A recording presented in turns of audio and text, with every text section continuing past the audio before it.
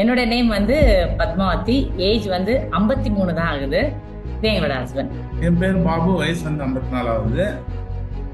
இந்த ப்ரோக்ராம் வந்து எங்களுக்காக நான் வந்து ஸ்டார்ட் பண்ணவே இல்லை. நான் எனக்காக ஸ்டார்ட் பண்ணேன். எங்கள் ஹஸ்பண்ட் தான் இந்த ப்ரோக்ராம் வந்து ஃபர்ஸ்ட் ஸ்டார்ட் பண்ணாங்க. ஸோ அவருடைய health result and product result share பண்ண போறாங்க. ஸோ அன்டிவைடட் அட்டென்ஷன் பே பண்ணி எல்லாரும் ஃபேமிலியாக வந்து உட்காருங்க. டிவி பார்க்குறீங்க, நாடகம், அதனால என்ன பெனிஃபிட் எனக்கு தெரியாது. இப்போ எங்களோட ஃபேமிலி ரிசல்ட்ஸ் வந்து உங்களுக்கு ஒரு பெரிய இன்ஸ்பயராக இருக்கும்.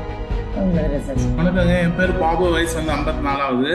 நான் சாரை மீட் பண்ணதுக்கு முன்னாடி எனக்கு வந்து பேக் பெயின் இருந்துச்சு, வீசிங் ப்ராப்ளம் இருந்துச்சு.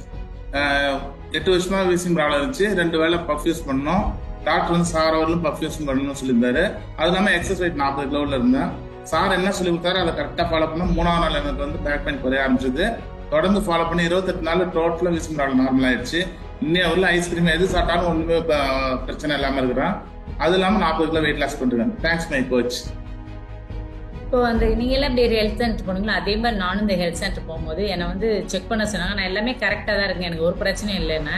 உடனே என்ன பண்ணாங்கன்னா, இல்லைங்க நீங்கள் வந்து ஃப்ரீ தான் செக் பண்ணுங்க. நான் ஃப்ரீனா சித்தப்பாக்கு ஒன்று கொடுங்கன்னு கேட்போம்ல, அந்த மாதிரி ஃப்ரீயாக பார்க்கணுன்னு வந்தால் தான்.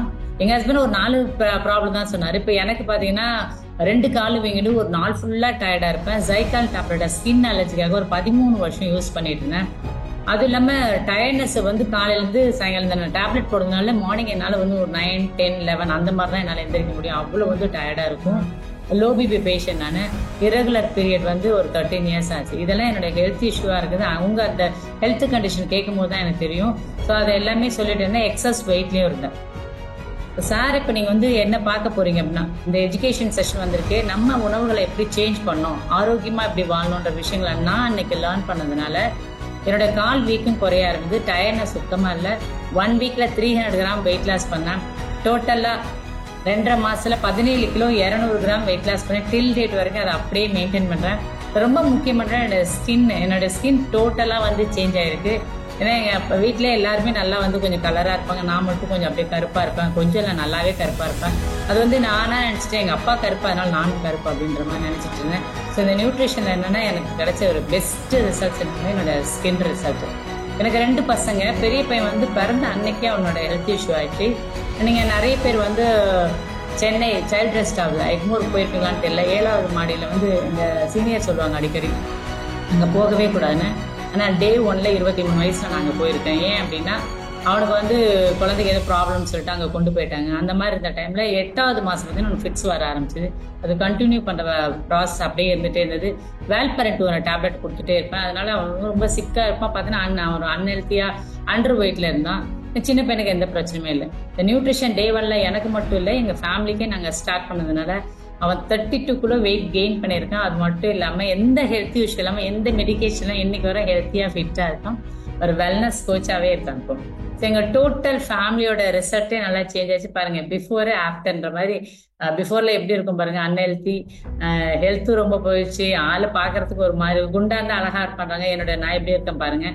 இப்போ எங்கள் டோட்டல் ரிசல்ட், இப்போ என்னோட ஃபேமிலி ரிசல்ட்ஸ் நெக்ஸ்ட் போடுவோம். இது என் பசங்க. ஒரு பையன் 6th, ஒரு பையன் 8th. இந்த நியூட்ரிஷன் ஸ்டார்ட் பண்ணும்போது 16 இயராக இந்த ப்ரோக்ராம்குள்ளே இருக்கும். இப்போ எங்களுடைய ப்ராடக்ட் ரிசல்ட்டு ஹெல்த்தியாக ஃபிட்டான ஃபேமிலியாக இருக்கும்.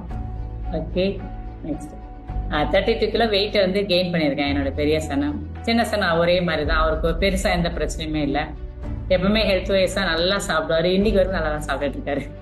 ஓகே, இதுக்கெல்லாம் என்ன காரணம் பார்த்து இப்போ நீங்கள் யாரை பார்க்க போறீங்களோ இன்னும் ஒரு ஃபியூ செகண்ட்ஸை வந்து பார்க்க போறீங்க. இவர் என்னுடைய வெல்னஸ் குரூப். 19 இயர்ஸ் இது உள்ள இருக்காங்க. ஸ்டார்ட் பண்ணும்போது ப்ரோக்ராம் அவங்க கூட என் பசங்க எப்படி இருக்காங்க பாருங்க. இன்னைக்கு அவர்கிட்ட தான் ட்ரெயின் ஆகிட்டு ஒரு வெல்னஸ் சென்டர் ரன் பண்ணுற அளவுக்கு அவங்க வந்து வளர்ந்துருக்காங்க. அது மட்டும் இல்லை, இப்போ எங்கள் எல்லாரோடைய ரிசல்ட்ஸுமே எங்களுடைய மென்டார், என்னோட குரு அப்படின்னு பார்த்தீங்கன்னா 2010 அவரை பார்க்கறதுக்கான ஆப்பர்ச்சுனிட்டி கிடைச்சி அவங்க எங்கள் எல்லாருடைய ரிசல்ட்ஸும் டோட்டலாக சேஞ்ச் பண்ணி கொடுத்துருக்காங்க. ஸோ இப்போ நான் வந்து யாரை இன்வைட் பண்ண போகிறேன் அப்படின்னா, thanks to Herbalife, thanks to Marcus. ஏன் அப்படின்னா அவர் இல்லைன்னா நாங்கள் வந்து எனக்கு இந்த ப்ரோக்ராம் கிடைச்சிருமான்னு தெரியல. இந்த ப்ரோக்ராம் கிடைச்சி எங்கள் டோட்டல் ஃபேமிலி நாங்கள் ஹெல்த்தியாக இருக்கோம்.